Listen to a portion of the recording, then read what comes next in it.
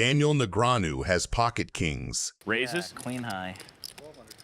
Queen high? He opens the pot to $1,200, a classic early position flex that targets the blinds and sets up a pot he can steer in position. Phil Hellmuth, smooth, calls, choosing pot control and range protection over a thin 3-bet.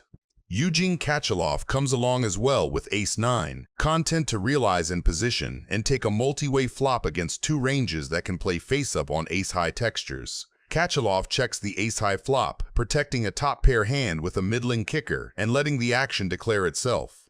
Negreanu checks behind. Pocket kings hate attacking into two players on an ace board, and the slow down keeps weaker hands and bluffs alive while controlling the pot.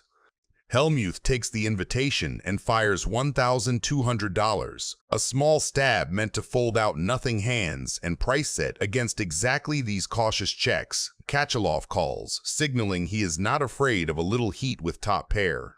Negreanu overcalls, a cagey line that keeps both ranges uncapped and disguises the true strength of kings by wearing the same hoodie as ace-X. You too, Daniel? Yeah. My God. You didn't expect two calls, right? No, Just one. I was expecting one call. No. All three check the turn after the 8 rolls off. That card changes little. Kachaloff sees no need to inflate with his kicker problem. Hellmuth's one-and-done bluff correctly shuts down into two sticky ranges, and Negreanu continues the sandbag, preserving the option to spring value or bluff catch on rivered scare cards. The river drops the king of clubs and the trap wakes up. Kachaloff leads $4,200, thin value that hopes to get paid by worse aces and denies a free showdown to stubborn pairs. Negreanu answers with a raise to $14,200, selling a story consistent with a slow-played monster or a patient ace that improved, and crucially targeting the very hand Kachaloff is value betting. I think Phil's Hollywooding a bit here since he bet out on the flop. Hellmuth gets out of the way, his earlier poke having run its course. Faced with a credible, disciplined raise from a player who never overbets his bluffs, Kachaloff has to reassess whether ace-9 is really a cash-out hand or a tip jar. What is your read? Are you folding or calling in Kachaloff's position? Let me know in the comments. And Eugene folds. I had at least that. Daniel Negreanu is about to play 6-deuce suited. Phil Hellmuth opens to 800 with king-10 offsuit, the kind of loose early raise he uses to test the waters and try to play pots post-flop. Negreanu immediately leans on it, re-raising to 3,600. With 6-2 suited, this is not about raw card strength. It is about punishing Phil's wide open, isolating the weakest range at the table, and taking the betting lead in position. Who lost the last pot? Doyle Brunson cold calls with pocket jacks, a classic trap that keeps worse hands in and avoids turning his medium-high pair into a bluff catcher against a 4-bet. Getting the price and curious to navigate post-flop, Phil comes along. That is a very Negreanu result. His pre-flop 3-bet range contains plenty of big queens, overpairs, and high card backdoors, so checking back keeps his range wide and ambiguous while realizing equity with his suited wheel trash. It also invites Phil to fire turns from out of position and forces Doyle to reveal how comfortable he is with jacks on a coordinated board. When Negreanu declines to c-bet, he preserves the option to attack later streets if either opponent betrays weakness with sizing or timing. The turn is the 4 of spades, a deceptively important card.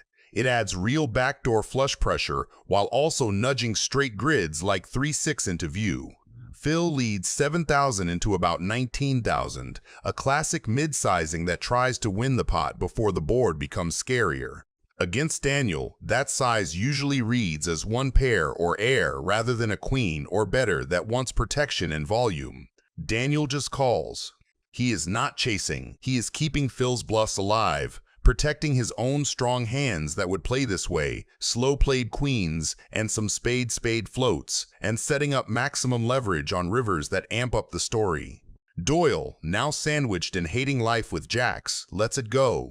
The river is the 2 of spades, completing the backdoor spade flush and putting 4 to a wheel in the picture.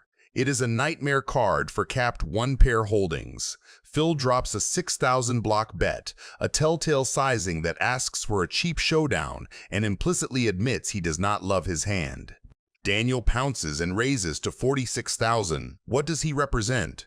From Phil's seat, it is coherent for Daniel to have exactly the hands his line preserved, 2 spades that checked flop multi-way, called the turn lead, and now raise for value, or a slow-played queen with a spade that upgrades from bluff catcher to thin value on a bet-blocked river. Speech time. It's gotta come. He might have like 6-9 offsuit. It's Daniel.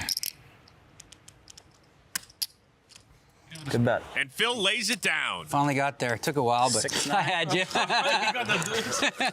He nailed it. Look at that. That's sick. That's not gonna look good on TV.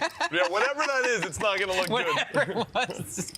That's gonna be bad for a profile, unfortunately. Negreanu is holding pocket fives and he's raising to 95,000. He's up against the legends Tom Dwan with pocket 9s and Phil Ivey with pocket 10s. Over to Tom Dwan. That's not a hand Dwan would fold, not against Daniel, and definitely not in a $250,000 buy-in. Tom looks like he's thinking, I'm pretty sure he shouldn't flat and trap, but rather crank up the pressure early. Dwan has just made a call with pocket 9s. Perhaps at another time he might have raised. Oh, check this out. Phil Ivey's picked up pocket 10s. Yeah, and I'm pretty he's surprised. Just called. Yeah, I'm pretty surprised by the flat call from Phil. It's usually a spot where you'd like to squeeze, especially the fact that he's on the button. It's going to look pretty fishy and quite possibly have someone play back at him. Ike Haxton folds. The flop comes 3 queen 6, 2 spades. Negreanu opened with pocket 5s, whiffed the flop completely, and now he's first to act on this board, with Dwan and Ivey behind him, who are not exactly known for playing nice when they smell weakness. Misses all of them. A check from Daniel. This will be interesting. I don't think any of the 3 of them are going to be too thrilled with that flop, to be honest. Queen's certainly in the calling range of Tom and Phil. Hands like King Queen, Ace Queen. I expect Phil will just check this back as well. Phil does. We'll see a turn. The turn is the 4 of clubs, and things are starting to line up for some sneaky draws. No one took a stab on the flop, which means this pot's still up for grabs, and Negreanu knows it. And given the fact that he was a pre-flop aggressor, both players have checked back the flop. He does take a stab. Dwan isn't just thinking about his cards. He's scanning Daniel and Phil like he's picking up frequencies. These guys are playing poker on a different level. Every glance, every pause, every chip toss. There's a language here only the elite understand, and Dwan is fluent. I think Tom is more than happy to peel one here with 9s. He's got to assume that Daniel's going to bet a queen on the flop there. Now, he's got his eye on both Daniel and Phil, looking at across the table to both players, and he smooth calls here. So round to Phil Ivey, and this is a tough spot. Even though he does have the best hand, it's probably correct to fold. Yeah, well, Phil Ivey kind of stuck there. Tom Dwan now eyes only on Daniel Negreanu, and the river's a 2 of hearts. And Daniel gets there. Oh, Daniel checking. He's going to try and trap him. And look at this, it might work. Dwan reaching for chips. Oh, wow, Tom Dwan checks. Daniel not happy. I don't bet my friend, you know? I don't bet my friend. Wow, Dwan's really relieved. Daniel Negreanu is looking down at 6-5 offsuit, but he's up against his nemesis of 20 years, Phil Ivey, who's holding King-Jack suited. Ivey raises to 75,000. Most players would probably fold in Daniel's spot. No choice, can't fold it. Gotta see a flop in the big blind. There's the call. So it's Daniel versus Phil. Ivey is 64% favorite for now, but the flop comes 8-6-6 and Negreanu hits trips. I don't see Phil falling for this. Phil checks too. I don't know how, but he can somehow feel Daniel is strong here. A king on the turn. Now I see him falling for it a little. Negreanu wants Phil second-guessing every assumption. Wants him trapped between is he bluffing and is he setting me up? What looks like hesitation is actually misdirection. This is less about cards, more about control. Daniel leads. Phil now with top pair. Even if you think Daniel has a 6, you can't just go folding top pair. Negreanu's sizing here leaves Ivey about 3.5 to 1 on a call.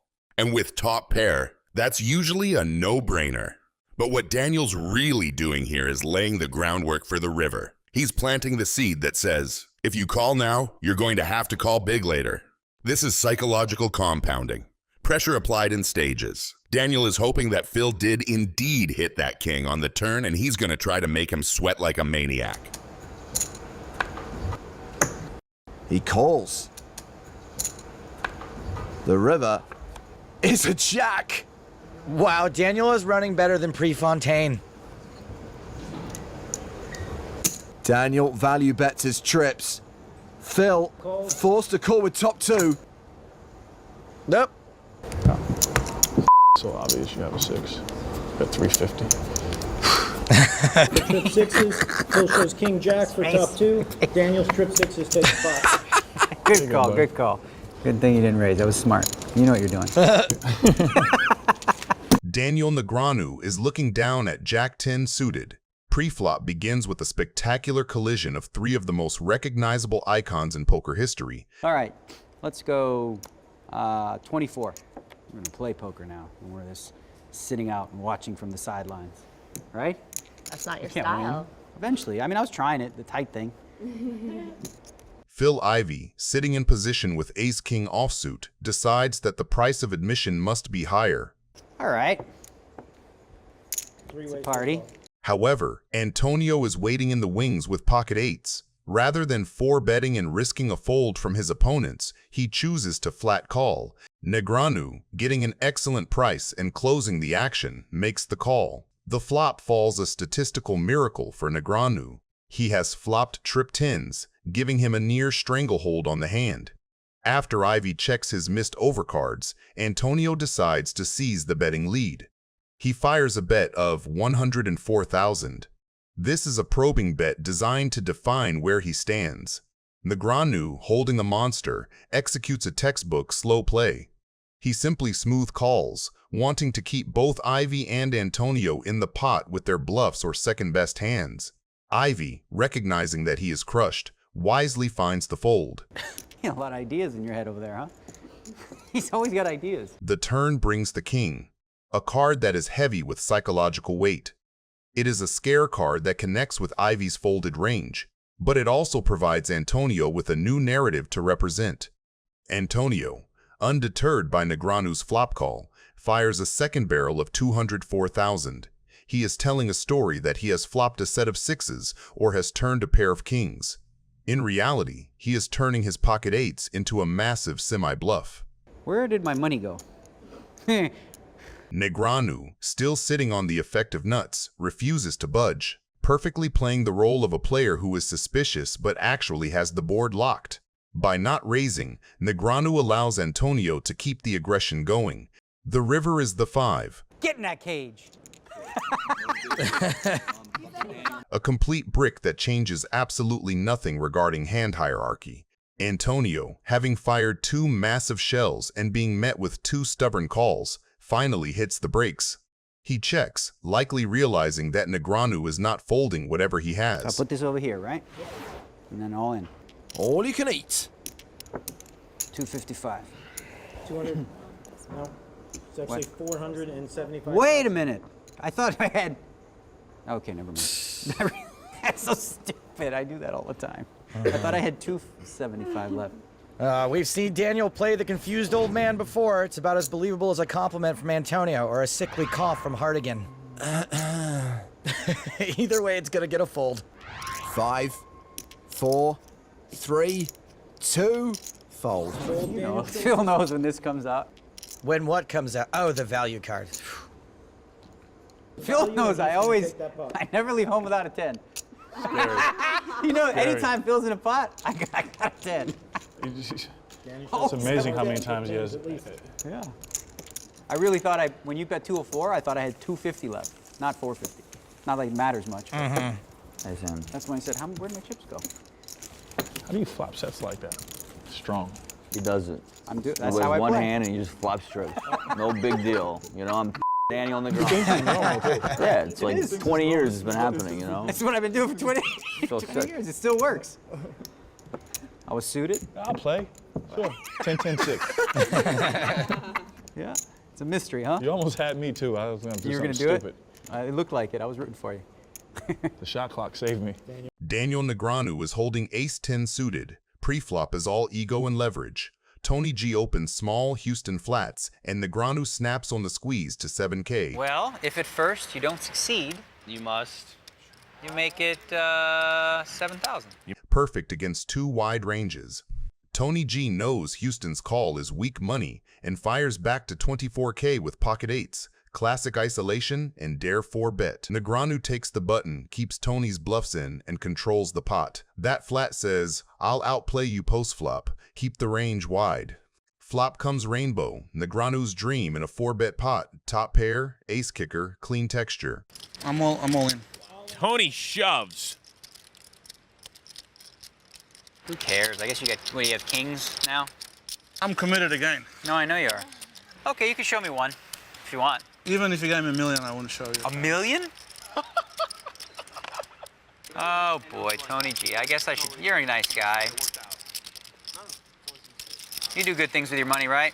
I do. You do? All right, I'll give you some more, I guess. All right. Daniel calls. You have kings or something? No, one time. No. Jack of clubs on the turn. Oh my God, did that make him more outs? Yeah. I just realized. Oh God, I was like, oh Jack, that's a good card. The river. The king of hearts. It's a scary one.